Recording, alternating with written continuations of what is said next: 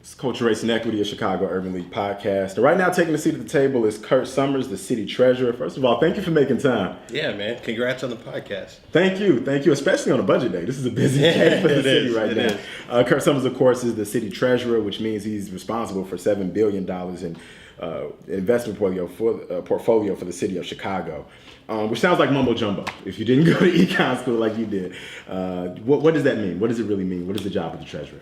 Yeah, well, actually, it's up to 8 billion now. But the job of the treasurer is to be the city's banker and the city's investor and the city's financial advocate, and really advocate for financial empowerment in every neighborhood in this city. And day to day, what that means is, we manage a lot of money. We do it on behalf of every resident of the city, every taxpayer. But more strategically, what we try to do is put our investments to work in a way that helps communities. So, what are some of the biggest misconceptions about what the treasurer does? Because even online, sometimes I shoot primers out there. Hey, I'm talking to the city treasurer, and some of the questions let you know that people don't really know what's in your wheelhouse, what are part of your responsibilities, and what's not. So, can you kind of break that down? Let me dispel some myths. Right. The first is I have nothing to do with the city budget. And nothing to do with any taxes. So the property taxes, the bag tax, the sales tax really doesn't touch this office. This is a revenue generator for the city of Chicago. So last year we made $125 million of revenue. If you compare that to when I came in, it was $47 million. This year we're going to make $120 million. What that means for the people of Chicago is every year now we're making $50 to $75 million more, which means more money for the things that we all rely on, for public safety, for parks, for schools, for investment in our community, things that, are sorely needed. And how do we get to the point where we have so many things that are sorely needed in a lot of these African American neighborhoods, right? I mean, you can break it down to what, 6 or 7 that are the most blighted communities. And what can you do from your office to kind of reinvest in some of these communities that haven't been getting these resources? Yeah, I mean, so from day one, let me take a step back. Sure. I grew up in Bronzeville. I grew up on the low end, 48th and King Drive, 47th in Michigan.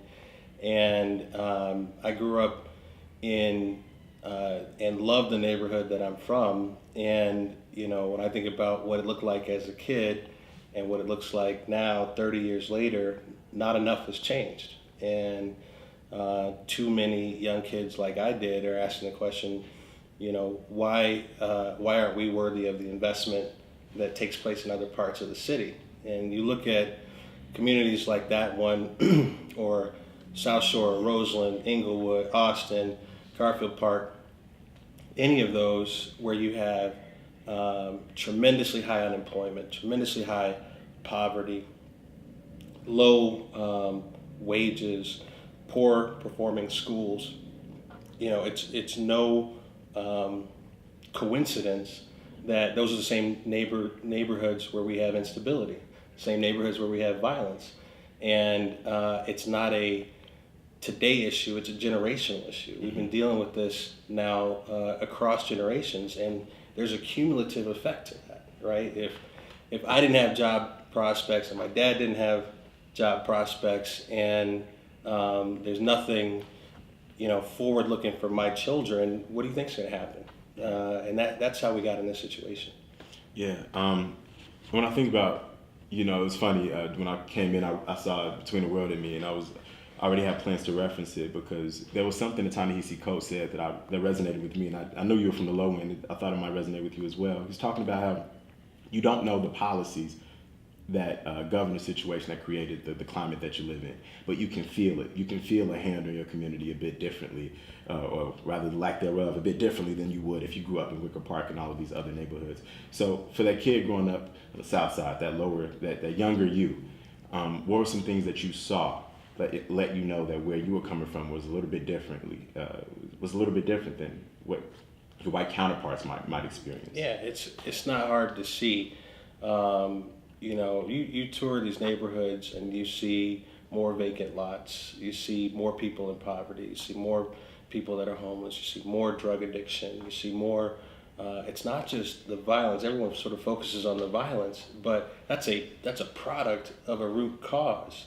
And then you have to ask yourself, how were these decisions made, and who made decisions of disinvestment for decades and decades and decades? And it's systemic. It's disinvestment in schools. It's disinvestment in businesses and in commercial opportunities that are made, and it's the combination of all of those things that you feel and see. You go, as a kid, and I go on field trips in other parts of the city. Mm-hmm. It's a stark contrast. It is, and it still is, right? And so, you don't have to have a doctorate. You don't have to have an economics major. You can be a 7 or 8 year old kid and see and feel the difference. Mm-hmm. And you see and feel the struggle that your family has versus other families. And it happens day to day, even in just conversations. When we talk about, what a young person can be and what hopes and aspirations they have for themselves, if there aren't models for that, they don't know what's out there and what's available. I didn't have an investment banker in my family. I didn't have a hedge fund manager. I didn't have someone who was, building a startup or the next Facebook or Apple or any of these other things. And in many other communities, someone can say, "Oh, well, my uncle went to an Ivy League school," or my brother is a lawyer, or my, right. That example is within reach. In our communities, too often, that example is not what's within reach. And what is within reach, I think, sets the ceiling for us far too low. Yeah. How do we then, when resources come to these communities, make sure that for the people that already live there? Because the number one thing you see when we start to see Mariano's or Whole Foods pop up in these neighborhoods, you say, oh, the neighborhood's about to change. We're about to get pushed out or priced out of these communities. So how do you balance the idea that you want to keep these communities vibrant, you want to reinvest in them, but that often means pushing certain people out of it? Yeah, I think gentrification is a real issue. If you look at the near west side, near United Center, for example, 20 years ago looks very different than what it does today. And or if you look at where Cabrini Green looks very different and will look even more different today than what it looked like 20 years ago. And the process, the status quo approach to that is we're going to put things in, and in some cases we'll systemically drive people out purposefully. Mm-hmm.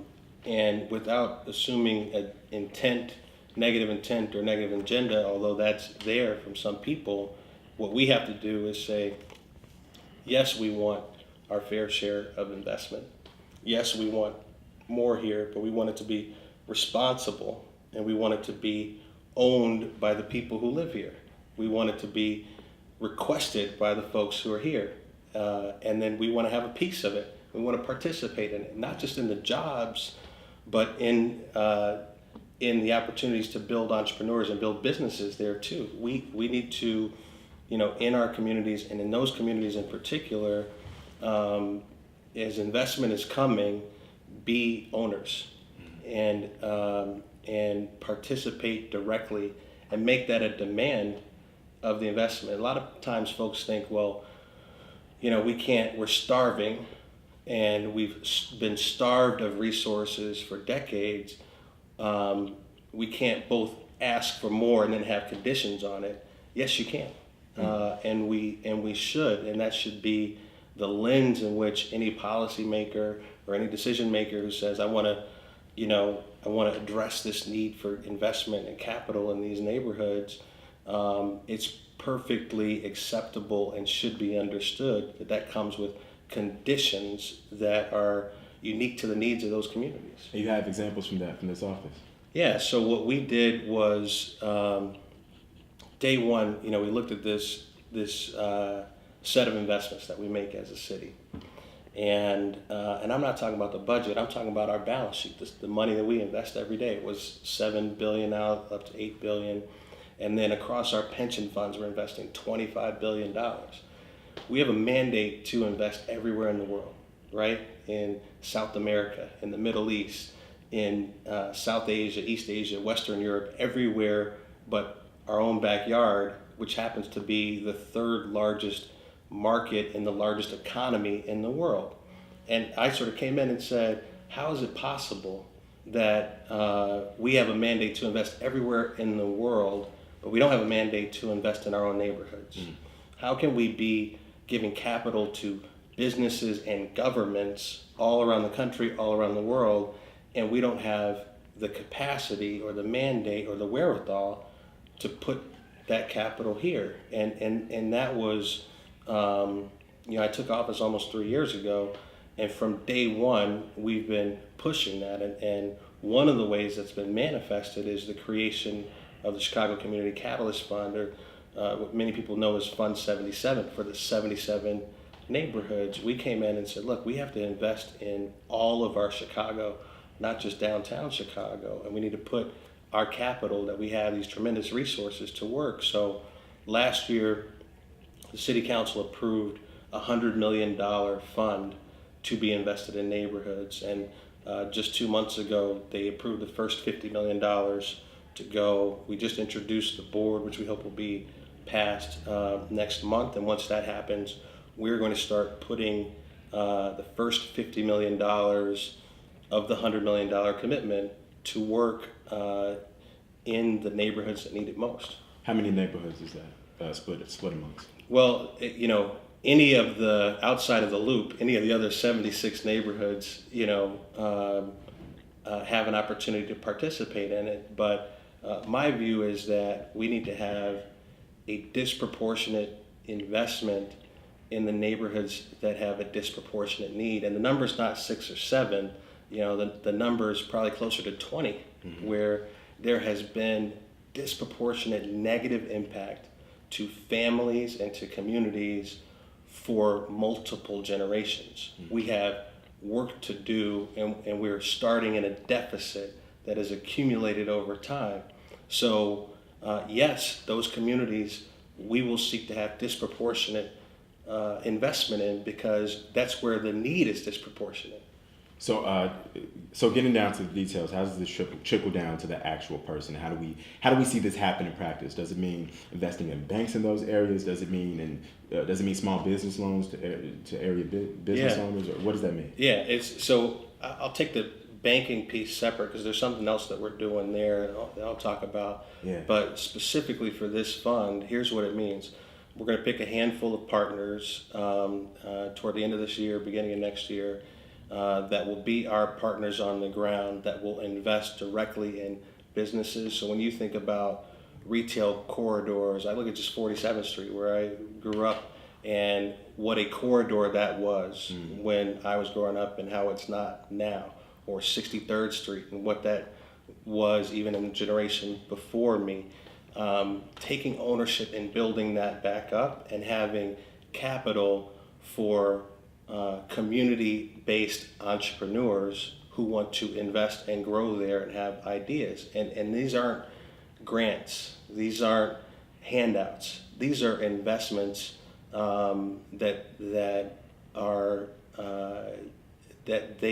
are well qualified for. And we've been starved from access to capital for too long. If a business wants to expand, the process that they go through with a bank is arduous at best, right? The process that they go through seeking capital from equity investors is almost non-existent. And we don't have rich uncles that we can just ask for the money for to write us a check. So part of it is that, and then part of it is also the commercial and residential real estate development. If you talk to a developer who wants to develop on the south or west sides, and they say, here's what it's like for me, and then you talk to a developer that wants to develop in Lincoln Park or Wicker Park or some of the more affluent or growing areas, it's night and day. Yeah. And that doesn't mean the interest rate. That means, you have to put more collateral in. You have to, guarantee this with everything, including your firstborn. And we're not going to give you the appraisal that you're looking for. We're going to value it less, and we're not going to give you the size of the loan that you seek.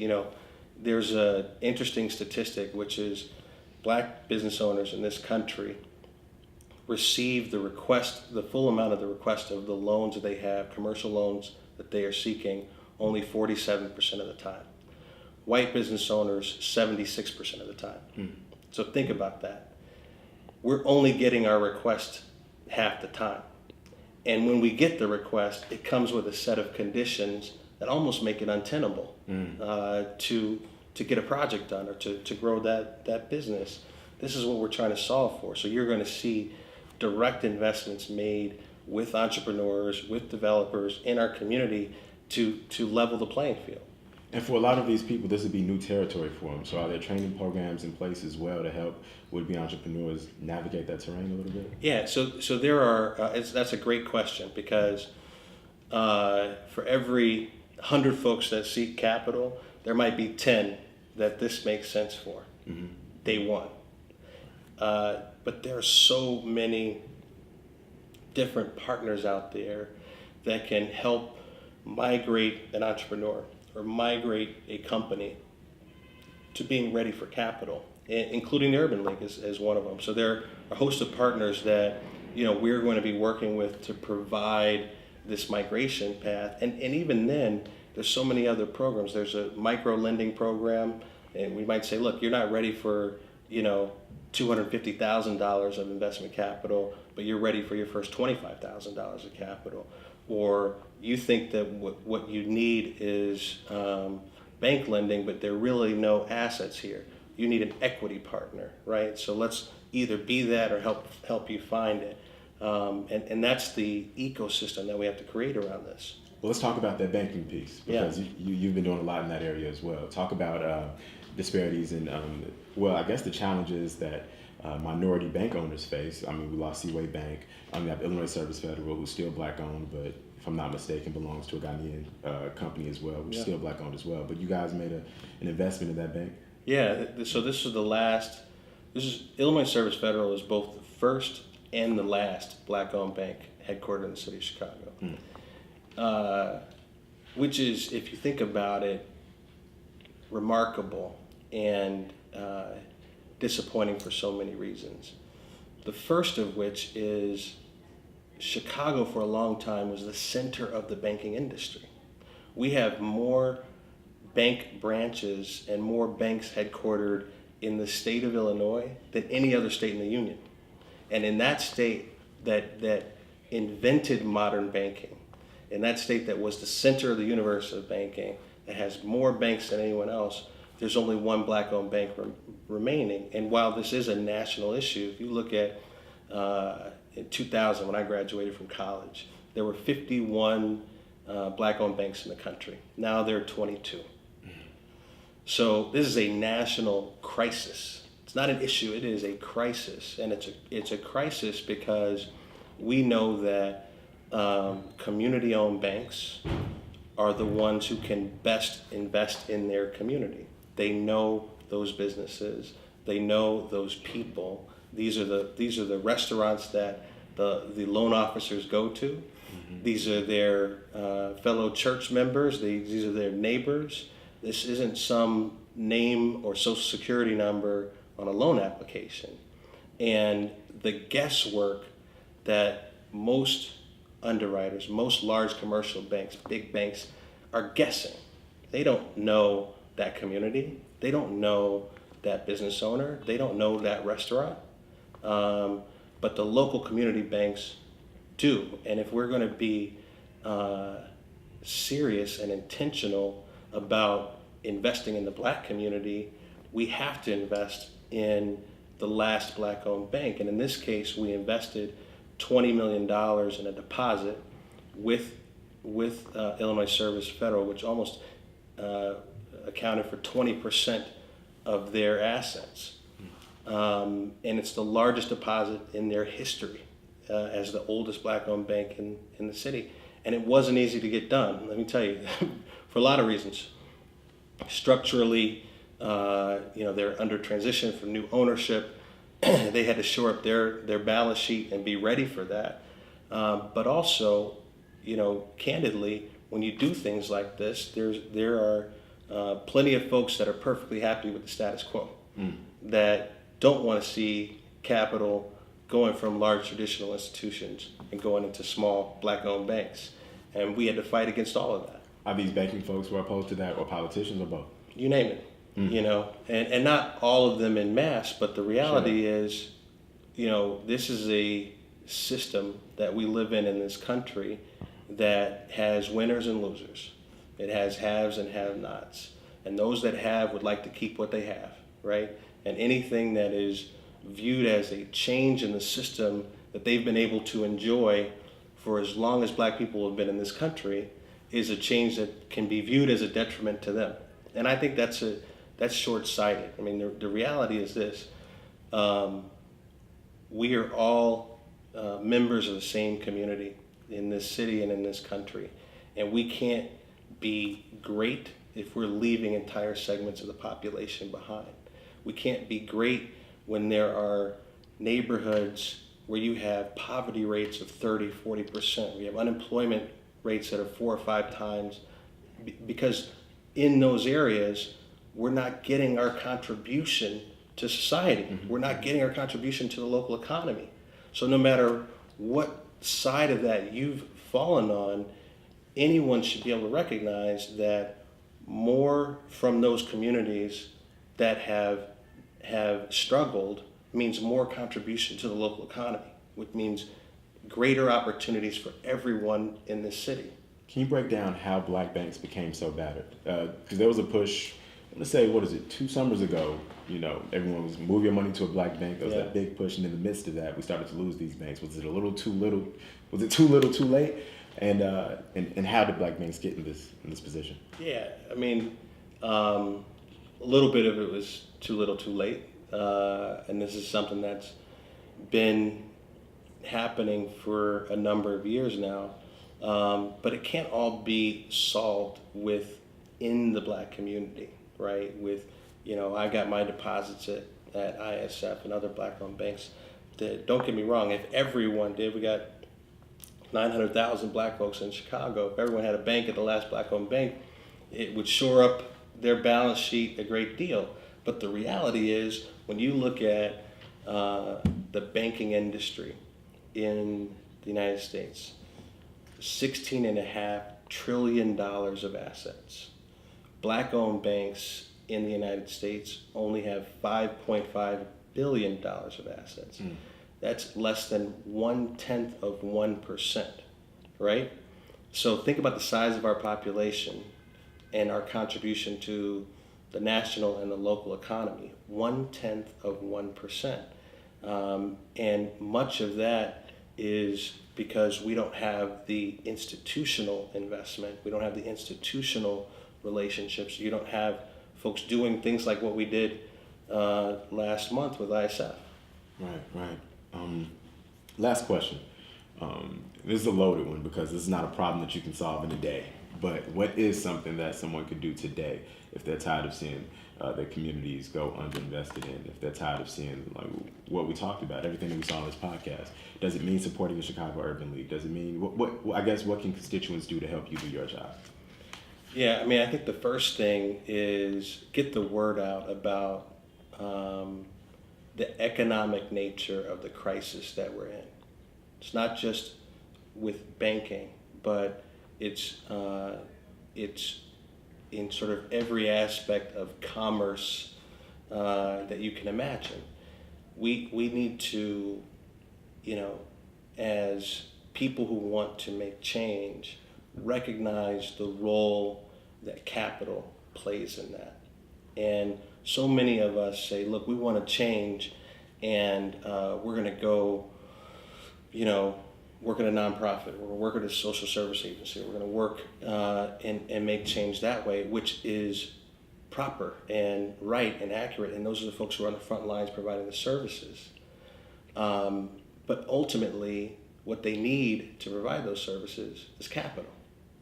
And what I would push any person who wants to make a change in their neighborhood is to follow the money and find ways to be a decision maker on where capital goes, whether that's in government, whether that's with a foundation or in philanthropy, or with a private corporation. Because so much of what our needs are ultimately are driven by capital that comes from those kinds of entities. And I'm a big believer, you and I may have talked about this in the past, I'm a big believer in the golden rule.